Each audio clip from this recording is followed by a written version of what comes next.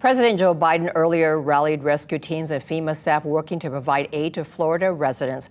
Mike Valerio is covering that angle for us. He joins us live from Washington, D.C. Mike, the president started out by saying that this could be the deadliest hurricane in Florida history. Walk us through FEMA's role in D.C. at this hour. Sure, Cynthia. Well, good evening from D.C. at this 6 o'clock hour. It is the primary role of FEMA, their nerve center, just a couple blocks away from where we are, to coordinate all of these rescue missions across levels of government from DHS, National Guard, Coast Guard. It is the Mission Control Center that's going to be directing all of these thousands of people on the ground in order to save people who still could be in danger.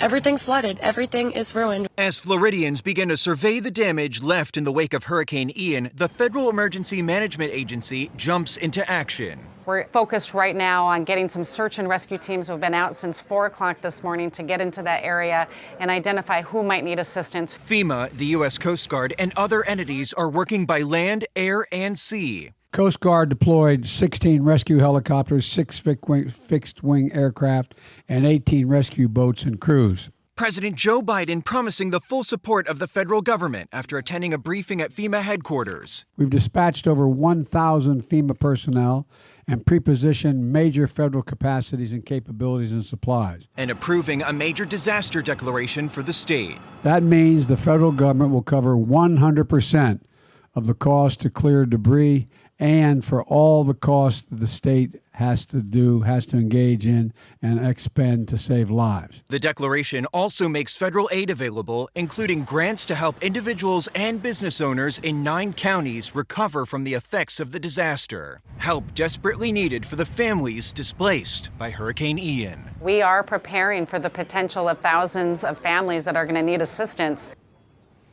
So, Cynthia, right now there are hundreds of people who are looking after Florida, but we have to say that the next stage of this storm is pretty much what people are acutely aware of in another corner of FEMA's nerve center, because it's going to be taking aim at Charleston, South Carolina and the surrounding areas.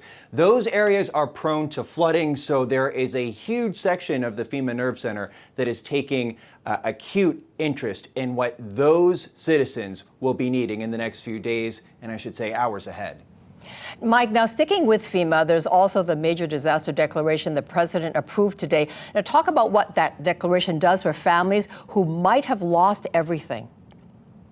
Yeah, you know, we hear about these declarations all the time, but when you get into the nitty-gritty, what it will do to help out families in Florida, it gives them $37,900 to help fix their homes if they don't have enough insurance. It's also, Cynthia, about the same amount, $37,000, to help replace personal property that might have been damaged or frankly swept away by these floodwaters. And that includes everything from your wedding ring to a car that could have been damaged or done away with, completely destroyed in these floodwaters, Cynthia. Well, thank God for that assistance. Mike Valerio live in Washington, D.C. for us. Thank you so much, Mike.